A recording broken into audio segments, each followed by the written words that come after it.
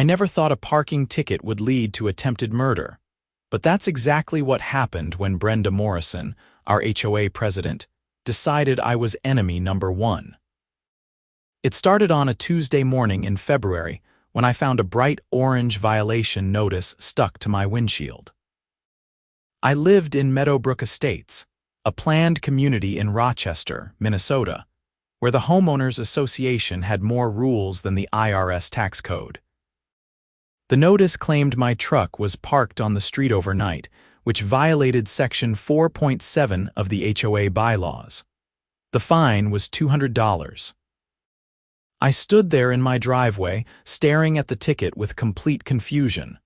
My truck had been parked in my garage all night. I had pulled it out that morning to warm it up before heading to work, which took maybe 10 minutes. Apparently, that was enough time for Brenda to cruise by and slap a violation on it.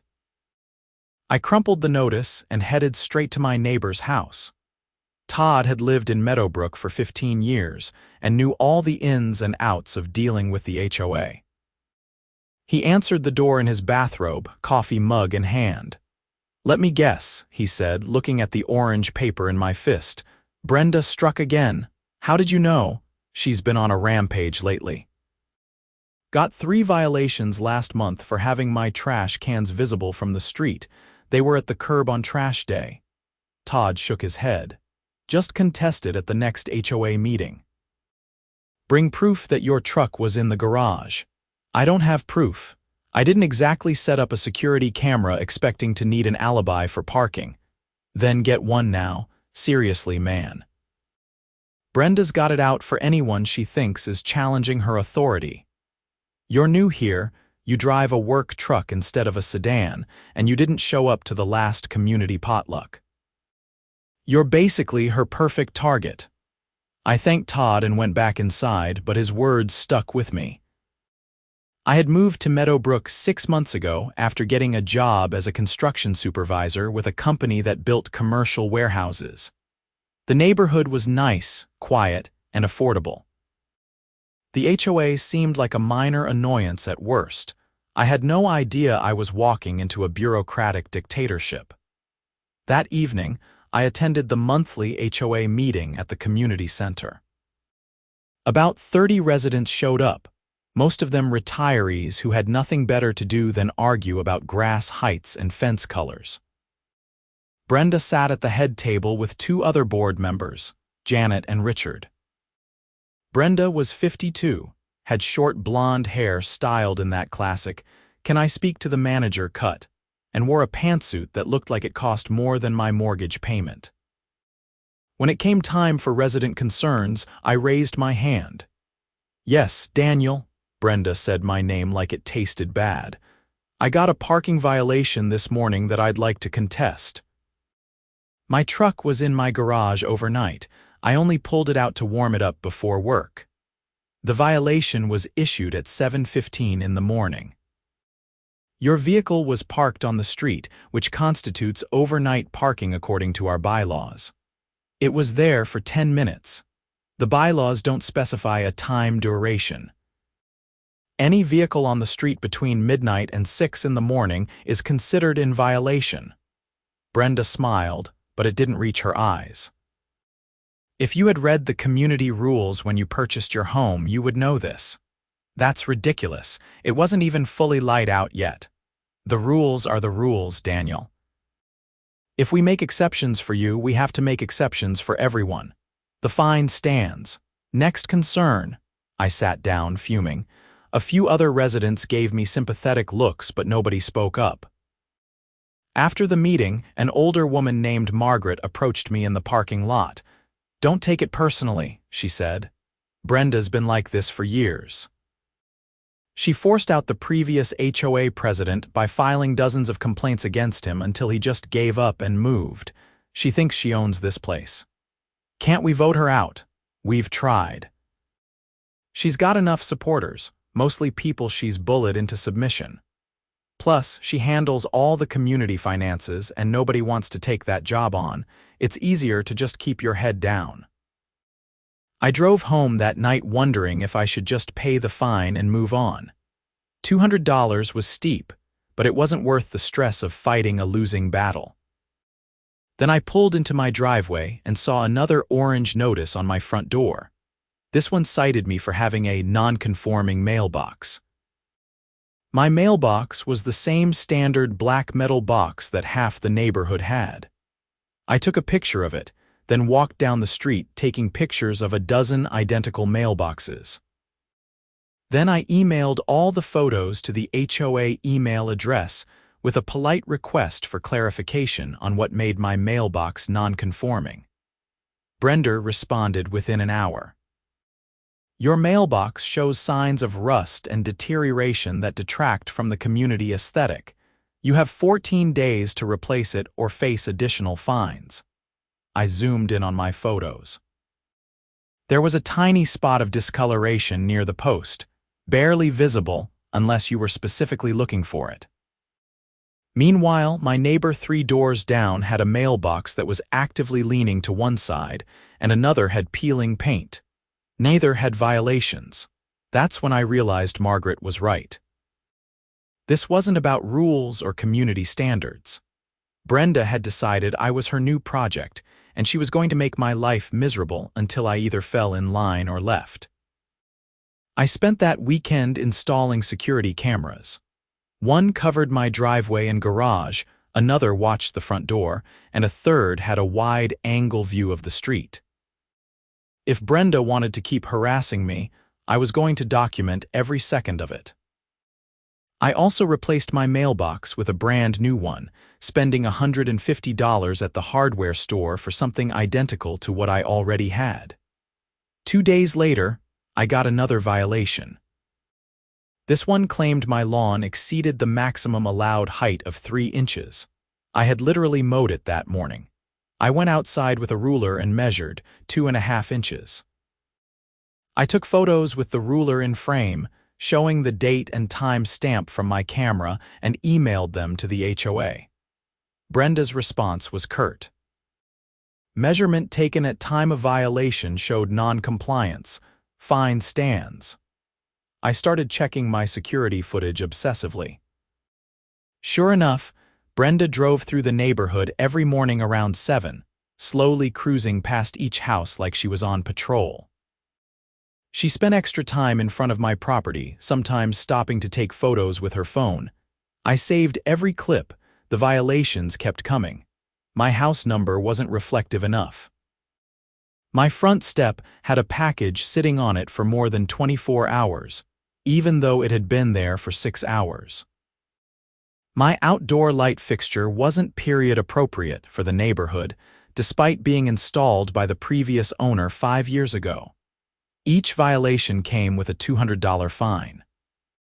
I contacted a lawyer. His name was Paul Henderson, and he specialized in HOA disputes. His office was in downtown Rochester, in a building that had probably been there since the 1920s. "You've got a classic case of selective enforcement," Paul said after reviewing my evidence. "The problem is, HOAs have broad authority to enforce their rules, even if they do it inconsistently. We could fight this, but it'll cost you more in legal fees than you'd save in fines. So I'm just supposed to let her keep doing this, document everything which you're already doing. Pay the fines under protest. If it escalates to the point where she's trying to foreclose on your property or put a lien on your house, that's when we get aggressive. Right now, she's just being a petty tyrant." "That's the best advice you've got," Paul shrugged. "I've been doing this for 20 years. HOAs are their own little kingdoms, and the law gives them a lot of power. Your best bet is to either outlast her or get enough other residents on your side to vote her out. But that takes time and political capital." I left his office feeling defeated. I had done everything right. I followed the rules, I maintained my property, I paid my dues. And none of it mattered because one woman with a clipboard and a power complex had decided to target me. February rolled into March, and Minnesota went from cold to absolutely brutal. A massive snowstorm was forecasted to hit Rochester in mid-March, the kind that shut down highways and kept people home for days. The Weather Service was predicting 18 to 24 inches of snow with high winds and near-zero visibility. The HOA sent out an emergency email 2 days before the storm. All residents were required to move their vehicles into garages or driveways. Any car left on the street would be towed at the owner's expense.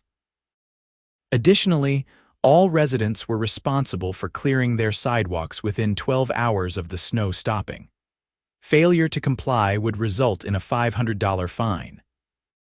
I made sure my truck was secure in the garage. I stocked up on groceries, charged my phone and laptop, and filled up a few containers with water in case we lost power. I had a generator in the garage and enough gas to keep it running for a week if needed. Growing up in Minnesota meant you learned to prepare for the worst. The storm hit on a Thursday evening. Within hours, the roads were impassable. Snow fell so thick I couldn't see across the street. The wind howled like a living thing, rattling my windows and piling drifts against my front door.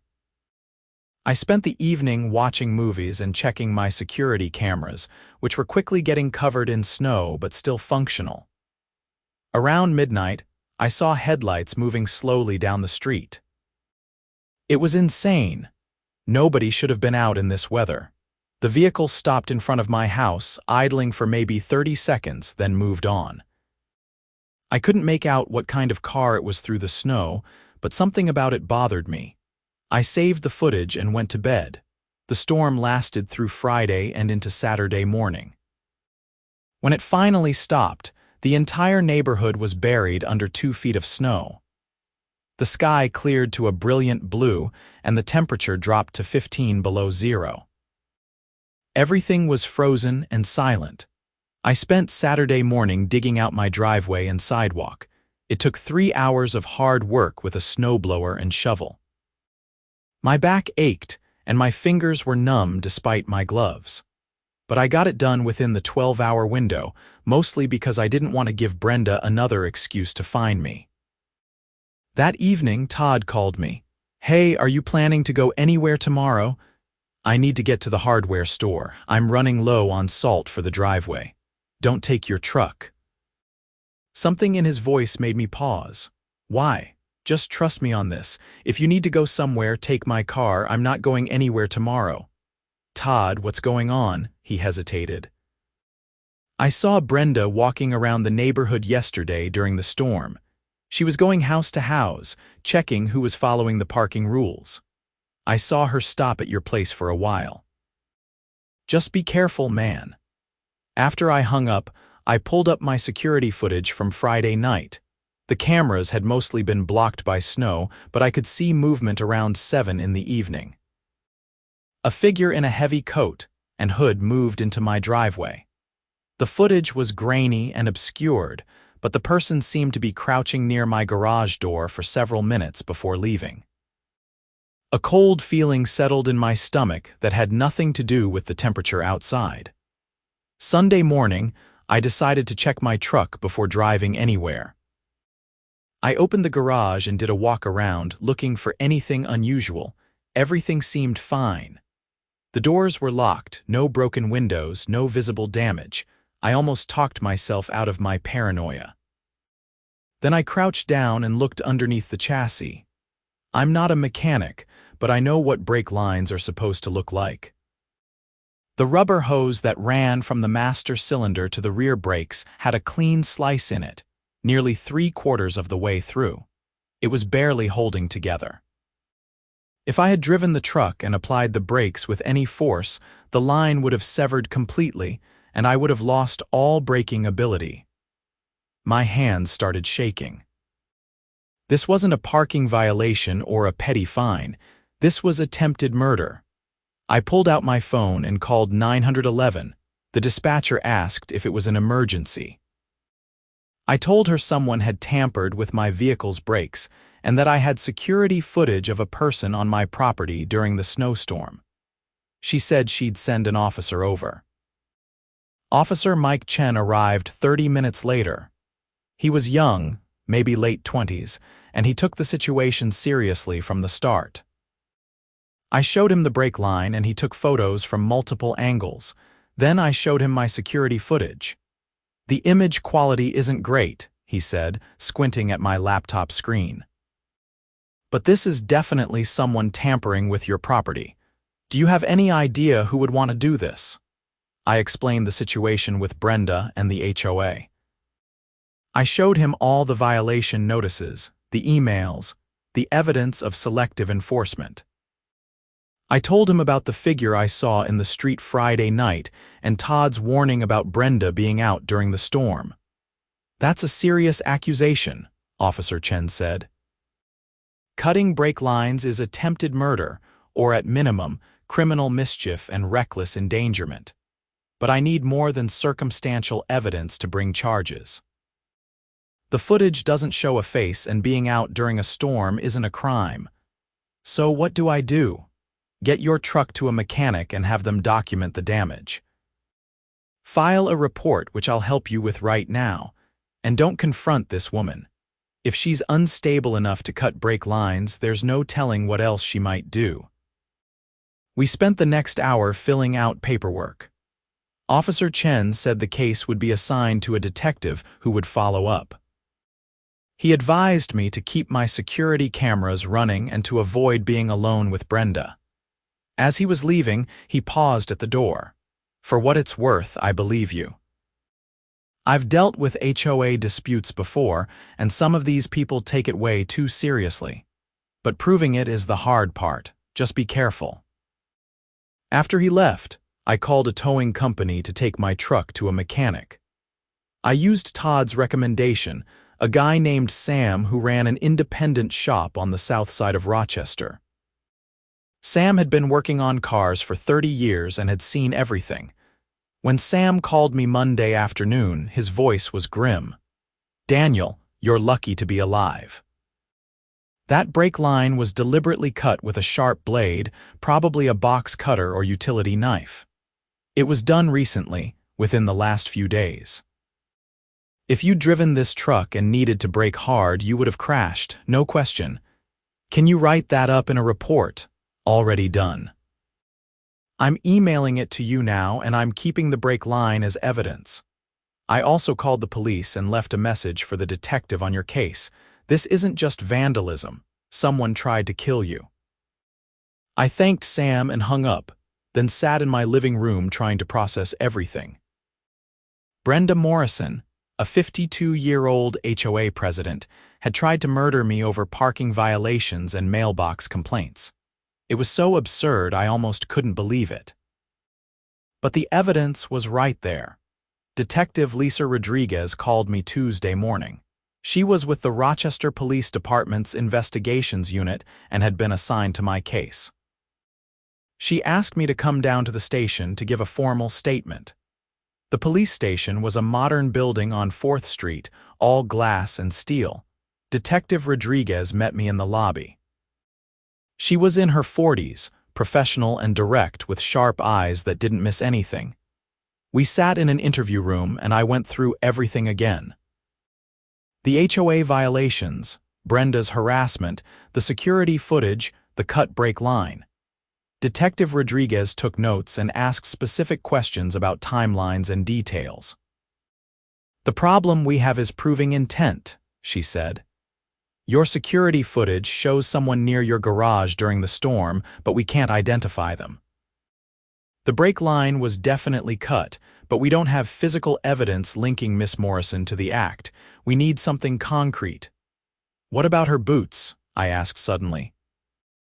"If she walked through the snow to my garage, there would have been footprints, and her boots might still have trace evidence. The snow covered everything. There were no visible prints by the time you discovered the damage." Detective Rodriguez leaned back in her chair.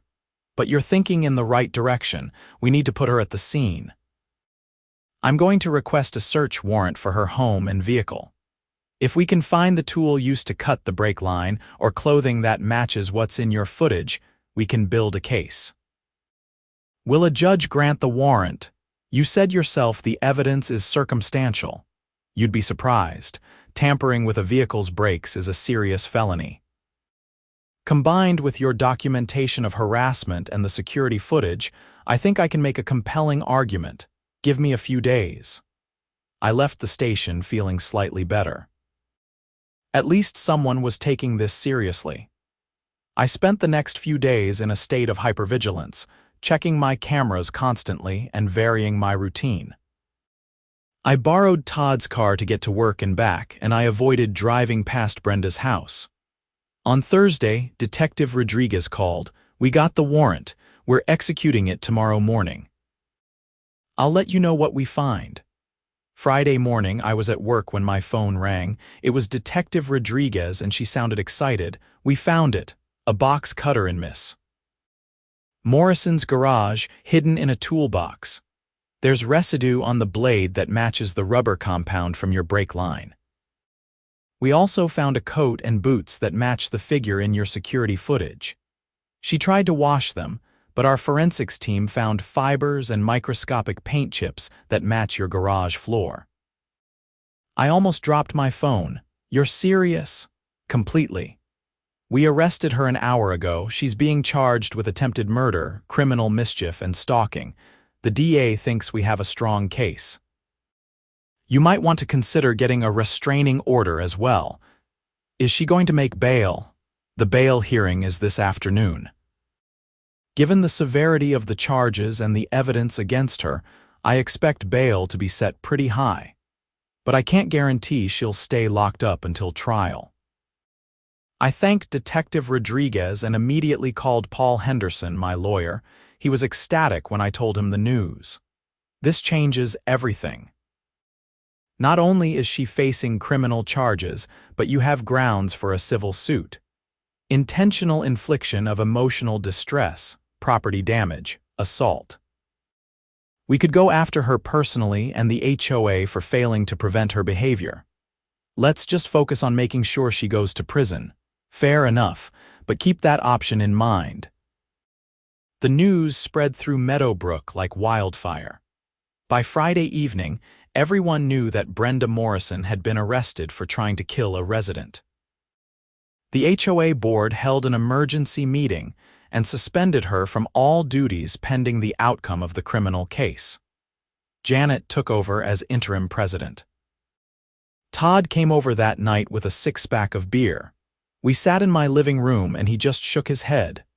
I knew Brenda was crazy, but I never thought she'd go this far. You could have died, man. If you'd been driving on the highway when those brakes failed, you would have crashed at 70 miles per hour. I know, I keep thinking about it, all because I parked my truck in my own driveway. It wasn't about the truck, it was about control. You challenged her and she couldn't handle it. People like Brenda need to feel powerful, and when someone doesn't fall in line, they escalate. We drank our beers in silence for a while, then Todd asked, "Are you going to move?" "Why would I move? This is my home. I'm not letting her win." "Good. Because we need more people like you in this neighborhood, people who actually stand up to bullies." The bail hearing happened on Monday. Brenda's bail was set at $250,000. Her husband posted it using their house as collateral, and she was released with strict conditions. She had to wear an ankle monitor, couldn't leave her property except for court dates and meetings with her lawyer, and was prohibited from contacting me or any other Meadowbrook residents. I got the restraining order anyway. Paul helped me file it, and the judge granted it immediately. Brenda had to stay at least 500 feet away from me at all times. The preliminary hearing was scheduled for early April. The DA's office contacted me to prepare for testimony. The prosecutor, a woman named Amanda Cho, explained how the process would work. We're charging her with attempted murder in the second degree, which carries up to 25 years in Minnesota. We're also charging criminal damage to property and stalking. The defense is going to argue that she didn't intend to kill you, just scare you or cause property damage. Our job is to prove that cutting brake lines shows intent to cause serious bodily harm or death. How do we prove intent? By showing her pattern of behavior and the circumstances. She did this during a snowstorm when roads were dangerous. If your brakes had failed while driving in those conditions, the likelihood of a fatal crash increases dramatically. We'll also bring in expert testimony from mechanics and accident reconstruction specialists. They'll explain how cutting brake lines is inherently life-threatening. The preliminary hearing was held at the Olmsted County Courthouse in downtown Rochester. I sat in the gallery while lawyers argued over evidence and procedure. Brenda sat at the defense table in a conservative dress, her hair perfectly styled, looking nothing like the person who had crawled through a snowstorm to sabotage my truck. The judge ruled that there was sufficient evidence to proceed to trial. The trial date was set for June, which felt like an eternity away. Spring came to Minnesota, bringing rain and mud and the slow greening of grass. Life in Meadowbrook continued, but everything felt different. The new HOA board under Janet was far more reasonable. They rescinded most of my fines after reviewing the evidence of selective enforcement. Other residents came forward with their own stories of Brenda's harassment, which the DA added to the case as evidence of a pattern. I started going to therapy. My doctor recommended it after I admitted I was having trouble sleeping and constantly looking over my shoulder. The therapist, a kind woman named Dr. Sarah Park, helped me process the trauma of knowing someone had tried to kill me. "It's normal to feel hypervigilant after something like this," she said. "Your brain is trying to protect you by being on constant alert, but living in that state long-term is exhausting. We need to help you feel safe again." It helped to talk about it. I told her about the anger I felt, the disbelief, the moments of panic when I thought about what could have happened. She taught me breathing exercises and coping strategies. Slowly, I started to feel more like myself. Todd became a good friend during this time. We'd have dinner together a few times a week, and he'd check in on me regularly. Other neighbors were supportive too. Margaret brought over a casserole. A guy named Dave, who lived 2 streets over, offered to help with yard work. The community that Brenda had tried to control through fear was coming together in a healthier way. In May, the defense made a plea offer. Brenda would plead guilty to reckless endangerment and criminal mischief in exchange for 3 years in prison. Amanda Cho called to ask my opinion. "It's ultimately your decision," she said. "But I think we can do better at trial. The evidence is strong and the jury is going to hear about everything she did to you. I'm confident we can get a conviction on the attempted murder charge." "Then let's go to trial. She needs to face the full consequences of what she did." I was hoping you'd say that. The trial began on June 15th. The courthouse was packed with residents from Meadowbrook, local reporters, and curious onlookers. The case had gotten media attention as an example of HOA disputes gone wrong. Jury selection took 2 days. Amanda Cho wanted people who would take attempted murder seriously, but wouldn't be prejudiced against HOA board members. The defense wanted people who might be sympathetic to Brenda, who would see her as a dedicated volunteer who made a terrible mistake rather than a would-be killer. Opening statements began on day 3. Amanda Cho laid out the prosecution's case with clarity and precision. She described the escalating harassment, the security footage, the cut brake line, and the evidence found in Brenda's possession. She told the jury that this was a woman who became so obsessed with control that she was willing to kill to maintain it. The defense attorney, a slick guy named Marcus Webb, argued that there was no proof Brenda intended to kill anyone. He claimed she was trying to disable the vehicle temporarily to prove a point about parking violations. He painted her as an overzealous volunteer who made a serious error in judgment but never wanted anyone to die. I was the first witness. Amanda Cho walked me through everything. Moving to Meadowbrook, the violations, the escalating harassment, the discovery of the cut brake line. I kept my answers clear and factual, focusing on what happened rather than my emotions. Marcus Webb's cross-examination tried to paint me as someone who was difficult and uncooperative with the HOA. He asked about the violations, implying that they were legitimate and I was just being stubborn. "Mr. Carter, isn't it true that you repeatedly violated HOA rules?" "No, that's not true." The violations were either incorrect or the result of selective enforcement. But you did receive multiple violations, correct? I received violation notices, yes, but they were unjustified. Who determines if they're justified? You or the HOA board that was elected by your neighbors? The board determines enforcement, but that doesn't mean they were right. I had evidence that my violations were bogus, and that other residents with identical issues weren't being cited. Marcus Webb tried to make me seem unreasonable, but Amanda chose redirect. Let me explain the selective enforcement in detail. I showed photos of other mailboxes, other lawns, other violations that went unaddressed while I was repeatedly fined. Officer Chen testified about responding to my call and what he found. Sam the mechanic testified about the brake line and how it was cut. His testimony was damning. In my 30 years as a mechanic, I've never seen a brake line fail in this manner naturally. This was deliberately cut with a sharp blade. Someone knew what they were doing. If Mr. Carter had driven this vehicle and applied the brakes hard, the line would have severed completely, resulting in total brake failure. What would happen if someone experienced brake failure while driving? Depends on the situation. At low speeds in a parking lot, maybe just a fender bender. At highway speeds or in bad weather conditions, you're looking at a potentially fatal crash. The driver would have no ability to slow down or stop.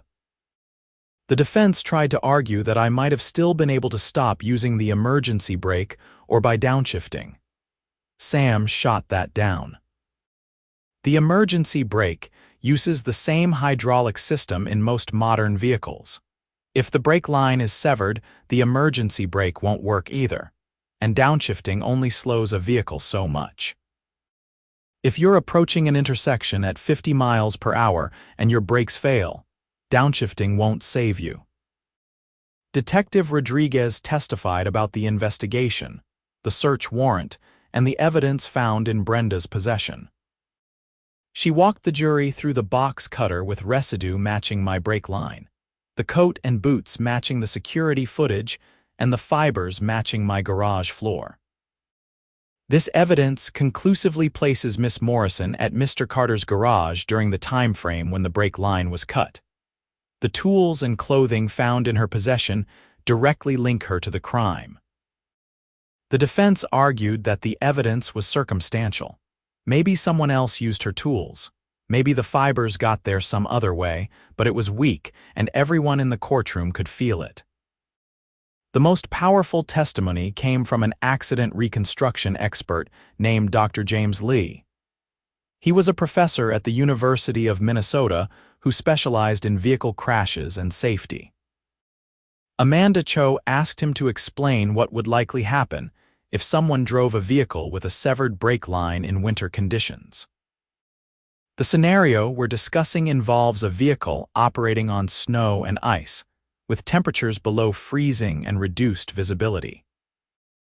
If the brake line fails under these conditions, the driver has extremely limited options. The vehicle will continue moving until it collides with something or the momentum is otherwise stopped. Given the road conditions in Rochester during the March snowstorm, a driver experiencing brake failure would almost certainly crash. The survival rate depends on speed and impact angle, but the likelihood of serious injury or death is very high. In your professional opinion, Dr. Lee, would a reasonable person know that cutting brake lines in these conditions could result in death? Absolutely. Anyone with basic knowledge of vehicles understands that brakes are essential safety equipment. Deliberately disabling them, especially during dangerous weather, shows either reckless disregard for human life or intent to cause harm. There's no benign interpretation of this action. The defense tried to poke holes in Dr. Lee's testimony during cross-examination, but he was unshakable. He had decades of experience and had testified in hundreds of cases. The jury was clearly impressed. On day 6, the defense called Brenda to the stand. It was a risky move, but Marcus Webb probably felt he had no choice. The evidence against her was overwhelming. Her only hope was to humanize herself and convince the jury she wasn't a killer. Brenda testified that she was dedicated to Meadowbrook Estates and had volunteered hundreds of hours to keep the community beautiful. She admitted to issuing violations to me but claimed they were all legitimate. She denied cutting my brake line. "I would never do something like that," she said, her voice shaking. "I'm not a violent person. I've never hurt anyone in my life." "Miss Morrison, the police found a box cutter in your garage with residue matching Mr. Carter's brake line. How do you explain that?" "I don't know. Maybe someone planted it there. Maybe the police made a mistake, but I didn't cut anyone's brake line." Amanda Cho's cross-examination was brutal.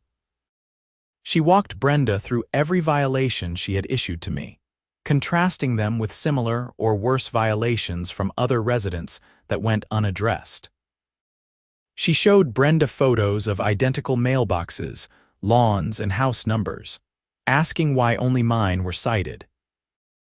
Brenda stammered through answers about her records and procedures, but it was clear she had no good explanation. "Miss Morrison, you sent Mr. Carter a violation for his lawn being too high on a day when he had mowed it that very morning. You claimed it measured over 3 inches. He measured it at 2.5 inches with photographic evidence. Were you lying in your violation notice?" "I must have made a mistake." "You made multiple mistakes, all targeting the same person over the course of several months. Isn't it true that you were harassing Mr. Carter because he challenged your authority?" "No, I was just doing my job." "Your job as HOA president involves trying to kill residents who don't comply with parking rules." "Objection." Marcus Webb was on his feet. "Sustained," the judge said. "Rephrase, Miss Cho." "Let me ask you this, Miss Morrison. Where were you on Friday, March 14th during the snowstorm?" "I was home." "Were you outside at all?" Brenda hesitated. "I may have gone out briefly to check the neighborhood." "To check the neighborhood during a blizzard with near-zero visibility and dangerous conditions." "I was concerned about residents following the parking rules." "And did you check Mr. Carter's property?" "I may have driven past it." "Did you stop at his property?" "I don't remember." Amanda Cho played the security footage on a large screen. The grainy image showed a figure approaching my garage during the storm. "Miss Morrison, is that you in this video?" "I can't tell. It's too dark and snowy." "The police found a coat and boots in your home that match the clothing worn by this figure. They found fibers on those clothes that match Mr. Carter's garage floor." "Can you explain that?" "Maybe the fibers came from somewhere else." "From where?" "Do you regularly visit other garages that happen to have the same paint and concrete composition as Mr. Carter's?" Brenda couldn't answer. She sat there, her face flushed, looking everywhere except at the jury. Amanda Cho pressed on. "Miss Morrison, you were obsessed with Mr. Carter. You issued him bogus violations. You harassed him for months, and when he didn't back down, you escalated. You went to his property during a snowstorm and cut his brake lines, hoping he would crash and die. Isn't that the truth?" "No, I didn't do it." "Then who did?" "Who else had access to your tools, your clothing, your garage? Who else had a motive to hurt Mr. Carter?" Brenda started crying, but they weren't tears of sadness. They were tears of frustration and anger, the tears of someone who had been caught and couldn't talk her way out. The defense rested after Brenda's testimony. There was nothing else they could do. The evidence was overwhelming, and Brenda's performance on the stand had been disastrous. Closing arguments took most of day 7. Marcus Webb tried to create reasonable doubt, arguing that the evidence was circumstantial and that intent hadn't been proven beyond doubt. He asked the jury to consider that Brenda was a flawed person who made a terrible mistake, but wasn't a murderer. Amanda Cho delivered a powerful closing that tied everything together. She walked the jury through the timeline, the evidence, and the testimony. She explained how Brenda's escalating harassment showed a pattern of obsessive behavior that culminated in attempted murder. Members of the jury, the defendant didn't just make a mistake. She didn't accidentally cut a brake line while checking on community compliance. She deliberately targeted Daniel Carter's vehicle with the intent to cause harm. She did it during a snowstorm when roads were most dangerous, when a brake failure would most likely result in a fatal crash. She used tools from her own garage, wore her own clothes, and left evidence behind because she thought she was clever enough to get away with it. But she wasn't. The evidence is clear. The intent is clear. Brenda Morrison is guilty of attempted murder, and justice demands that you hold her accountable. The jury deliberated for 2 days. I spent that time in a state of anxious waiting, checking my phone constantly for updates. Todd stayed with me, helping to keep my mind occupied with movies and card games. On the afternoon of the second day, the jury sent word that they had reached a verdict. Everyone reconvened in the courtroom. I sat in the front row, my heart pounding. The judge asked the jury foreman if they had reached a verdict. He stood and said yes. On the charge of attempted murder in the second degree, how do you find? We find the defendant guilty. The courtroom erupted. Brenda's face went white. Her husband, who had been sitting behind her throughout the trial, put his head in his hands. I felt a wave of relief so intense I almost started crying. The judge banged his gavel for order. The jury also found Brenda guilty on the charges of criminal damage to property and stalking. The judge thanked the jury for their service and dismissed them.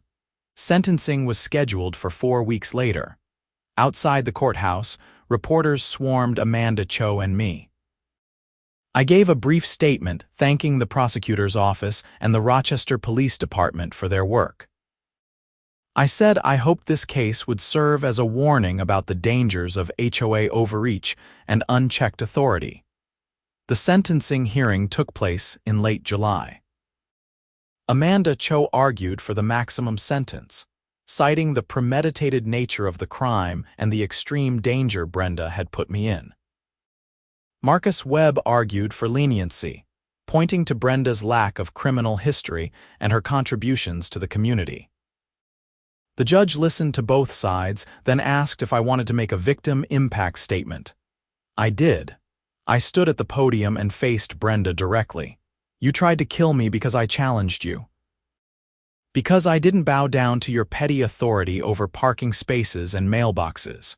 You were so obsessed with control that you were willing to murder another human being. I could have died. I could have crashed into another car and killed someone else. All because you couldn't handle someone standing up to you. I don't feel sorry for you. I feel sorry for everyone who had to live under your tyranny for years. I hope you spend a long time in prison thinking about what you did. The judge sentenced Brenda Morrison to 8 years in the Minnesota Correctional Facility at Shakopee. He cited the serious nature of the crime, the potential for fatal consequences, and the need for general deterrence. Brenda would serve at least 5.5 years before being eligible for parole. As the bailiffs led her away in handcuffs, Brenda looked back at me. There was no remorse in her eyes, just cold hatred. It sent a chill down my spine, but I also felt a sense of finality. She couldn't hurt me anymore. The aftermath of the trial brought some closure, but also new challenges. Brenda's husband divorced her within 6 months and moved out of Meadowbrook. The HOA underwent major reforms under Janet's leadership. They rewrote the bylaws to include better oversight, term limits for board members, and a formal appeals process for violations. They also hired a professional management company to handle day-to-day enforcement, taking the personal vendettas out of the equation. I filed a civil lawsuit against Brenda and her insurance company for emotional distress, therapy costs, and the damage to my vehicle. It settled out of court for a substantial amount that I used to pay off my mortgage and set up a college fund for my future kids, if I ever have any. The story got picked up by national news outlets. I did a few interviews, mostly to raise awareness about HOA abuses. I heard from dozens of people across the country who had their own horror stories of power-hungry board members making their lives miserable. Some had been fined into bankruptcy. Others had been forced to sell their homes. A few had even experienced property damage and vandalism. My case was extreme, but it wasn't unique in terms of the underlying dynamics. Life in Meadowbrook gradually returned to normal, or at least a new version of normal. I got my truck repaired and back on the road. I started dating a woman named Emily who worked as a nurse at Mayo Clinic. She knew about what happened and was supportive and understanding. We took things slow, but it felt good to have someone in my life who cared. Todd and I remained close friends. We'd barbecue on weekends and watch Vikings games in the fall. The neighborhood became a genuine community rather than a collection of houses ruled by fear. People looked out for each other. Kids played in the streets. Block parties happened without someone timing them to ensure they ended at the exact minute specified in the bylaws. I still check my security cameras out of habit, and I still inspect my truck before driving anywhere. The paranoia hasn't completely faded, and Dr. Park says it might never fully disappear. But I've learned to manage it. I've learned that evil can come from unexpected places, even from a middle-aged woman with a clipboard and a God complex. One afternoon in late summer, about a year after the trial, I was mowing my lawn when Margaret walked over. She was carrying a plate of cookies. "I made too many," she said with a smile. "Thought you might want some." I thanked her and we chatted for a few minutes. As she was leaving, she turned back. "You know, Daniel, what you did took real courage." Standing up to Brenda when everyone else was too scared, going through that trial, a lot of people would have just moved away and tried to forget about it. I couldn't let her win, and you didn't. You probably saved lives by putting her away. Who knows what she would have done to someone else if you hadn't stopped her? After Margaret left, I thought about her words. I hadn't really considered myself courageous. I had just been angry and stubborn and unwilling to be pushed around, but maybe that was its own kind of courage. Maybe standing up to bullies, even when they have power and authority, is always the right thing to do. I finished mowing and went inside to shower. My house felt like home in a way it hadn't before.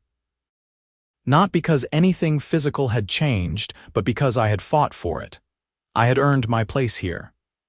That evening, I grilled steaks and invited Emily over. We ate on the back deck, watching the sun set over the neighborhood. She asked me how I was feeling about everything now that some time had passed. "Better," I said. "Not perfect, but better. I'm not constantly looking over my shoulder anymore. I can park my truck in the driveway without having a panic attack. That's progress. Yeah, I guess I'm just trying to move forward. What happened was horrible, but it doesn't define me. I'm not going to let Brenda Morrison have that power over my life." Emily reached across the table and squeezed my hand. "I'm proud of you." We finished dinner and watched the stars come out. Minnesota nights in summer are beautiful when the humidity drops and the sky clears. You can see the Milky Way if you get away from the city lights. I felt a sense of peace that had been missing for a long time. The next morning, I drove to work without incident. My truck ran perfectly. The brakes worked exactly as they should. It sounds like such a small thing, but after everything that happened, I never took it for granted. At the job site, my crew was framing a new warehouse that would eventually house manufacturing equipment. The work was physical and demanding, but I enjoyed it. There was something satisfying about building things, about seeing progress from foundation to roof. During lunch break, my phone buzzed with an email notification. It was from the Minnesota Department of Corrections. Brenda Morrison had been denied early parole consideration due to disciplinary issues at the correctional facility. She would serve her full 8 years. I deleted the email and finished my sandwich. I didn't need to think about Brenda anymore. She was part of my past, locked away where she couldn't hurt anyone else. That weekend, Meadowbrook held its annual summer block party. It was the first one since Brenda's arrest, and Janet had worked hard to make it a celebration of the community's new direction. There were bouncy houses for kids, a barbecue competition, and a live band playing classic rock covers. I brought Emily with me, and we spent the afternoon eating too much potato salad and dancing badly to songs from the 80s. Todd won 3rd place in the barbecue competition with his smoked brisket. Margaret organized a pie auction that raised money for the community center.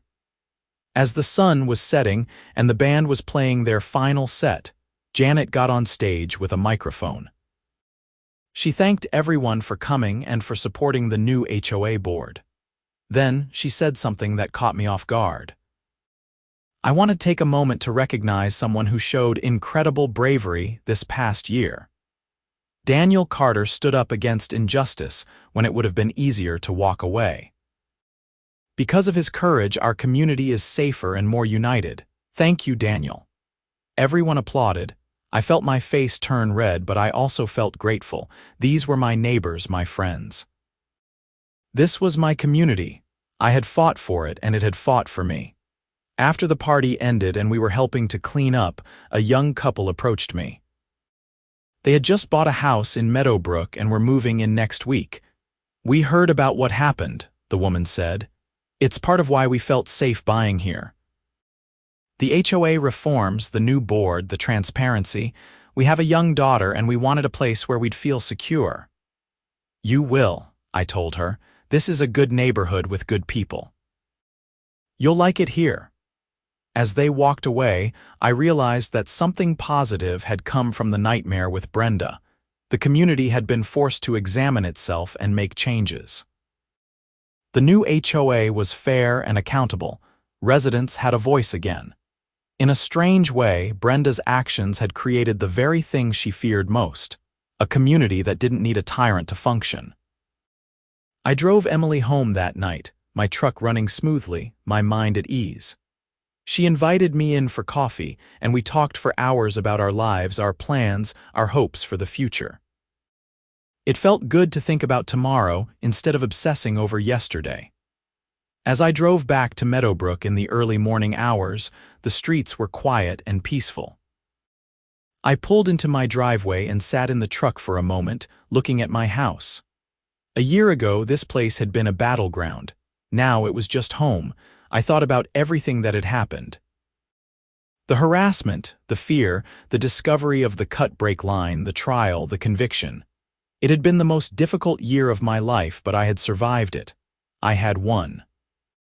And Brenda Morrison was sitting in a prison cell in Shakopee, serving 8 years for attempted murder. Justice had been served. I got out of the truck, locked it, and went inside. Tomorrow was Sunday, and I planned to sleep in, maybe go fishing with Todd in the afternoon. Simple, normal things. The kind of life I had moved to Meadowbrook to have. As I brushed my teeth and got ready for bed, I caught my reflection in the mirror. I looked older somehow, more weathered, but I also looked stronger. Surviving something like this changes you. It strips away the illusions about safety and predictability, but it also shows you what you're capable of when pushed to the limit. I thought about Brenda one last time before turning off the light. 8 years was a long sentence, but in some ways it wasn't enough. She had tried to kill me. If I had driven my truck that day without checking it first, I might have crashed. I might be dead. All because of her ego and her need for control. But she had failed. I was alive. I was free. and she was locked away, finally facing consequences for her actions. I fell asleep quickly that night without nightmares or anxiety. The house was quiet. The neighborhood was safe. Everything was going to be okay. In the months and years that followed, I moved forward with my life. Emily and I got engaged. We planned a wedding for the following summer. I got promoted at work to senior supervisor, overseeing multiple construction projects across southern Minnesota. Todd became one of my best friends, the kind of person you can call at 3 in the morning if you need help. The HOA continued to function smoothly under professional management. Violations were handled fairly and consistently. The community thrived, property values increased. New families moved in, attracted by the reputation Meadowbrook had earned as a well-managed neighborhood. I never forgot what happened with Brenda, but it stopped dominating my thoughts. It became part of my story, a chapter rather than the whole book. I learned to trust again, to feel safe again, to enjoy my life without constantly waiting for the other shoe to drop. Sometimes people would recognize me from the news coverage and ask about the case. I'd give them a brief summary and move on. I didn't like dwelling on it. The past was the past. But every now and then, when I was checking my security cameras or inspecting my truck, I'd remember the cold fear I felt when I discovered that cut-brake line. I'd remember looking underneath my truck and seeing that clean slice in the rubber hose, knowing that someone had tried to kill me. And I'd remember that justice, when it finally came, felt like the sweetest victory I'd ever known. Brenda Morrison served her full 8-year sentence. I heard through the grapevine that she was released in June of the following decade. She moved out of state, somewhere in Arizona. I didn't care where she went as long as it was far away from me. As for me, I'm still living in Meadowbrook. I'm still driving my truck. I'm still mowing my lawn and shoveling my snow and living my life. The difference is that now I do it without fear, without looking over my shoulder, without wondering if my HOA president is going to try to murder me over a parking violation. Life is good. Life is peaceful, and that's exactly how it should be.